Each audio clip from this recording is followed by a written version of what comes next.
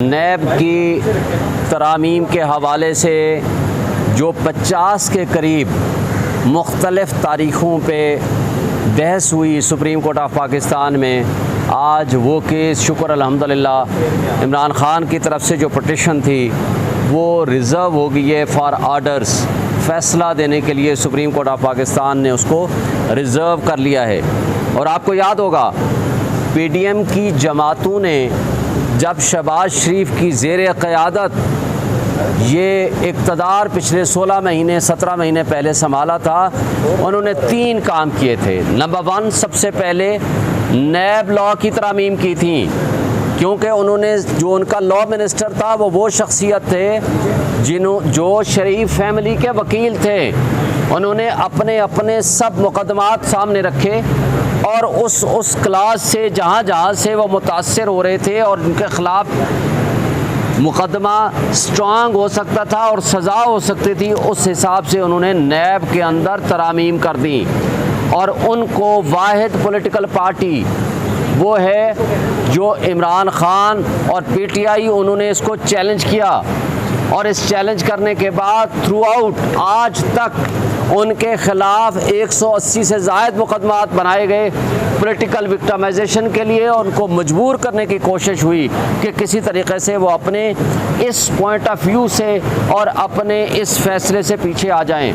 उसी के साथ आप देखें, दूसरा उन्होंने फ़ैसला जो किया था, ओवरसीज़ का राइट ऑफ वोट ख़त्म किया था, इसलिए कि इनको पता था कि ओवरसाइज़ का 99% वोट इमरान ख़ान के हक़ में है। तीसरा इन्होंने काम जो गलत किया था वो इलेक्ट्रॉनिक वोटिंग का जो तरीक़ाकार था उसको वापस ले लिया, ताकि फोर्जरी और रिगिंग इलेक्शंस में हो सके। ये 3 काम किए और आखिरी दिन जाते जाते आखिरी 10 दिन पहले आपके सामने शाहिद खाकान अब्बासी ने खुद उनके साबिक प्राइम मिनिस्टर ने यह इल्ज़ाम लगाया कि इसमें 15 से 25-30 करोड़ के दरमियान रिश्वतें लेके यूनिवर्सिटी के चार्टर पास कराए गए और उन्होंने वो कानून साजी की, जुमा बाज़ार लगाया, जिससे लोगों के बुनियादी हुकूक मुअत्तल हुए।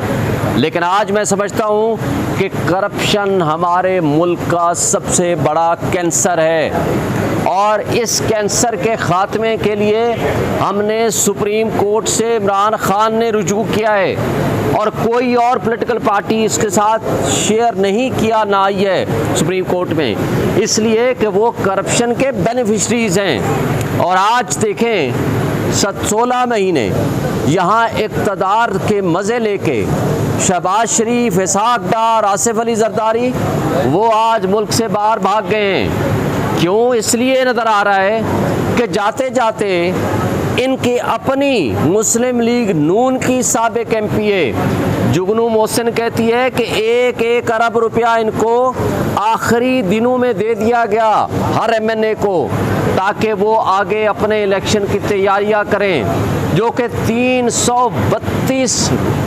बिलियंस बनते हैं। 332 बिलियंस का इस तरह हवा में उड़ाया जाना, ये सारी चीज़ें शो करती हैं कि इस पाकिस्तान को, कौम को डिफ़ॉल्ट के करीब पहुंचाने वाले ये लोग थे।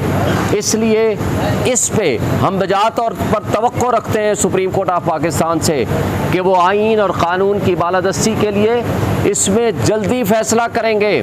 इसलिए कि अब जब रिपोर्ट जमा हुई है, इसमें सारी वो हुक्मरान जमातें जो PDM की सूरत में थीं, उन सब के मैक्सिमम के मुकदमात या उनकी फैमिलीज़ के मुकदमात या तो रेफरेंसेस वापस हो गए या जो अंडर इन्वेस्टिगेशन थे वो सारे के सारे ख़त्म कर दिए गए।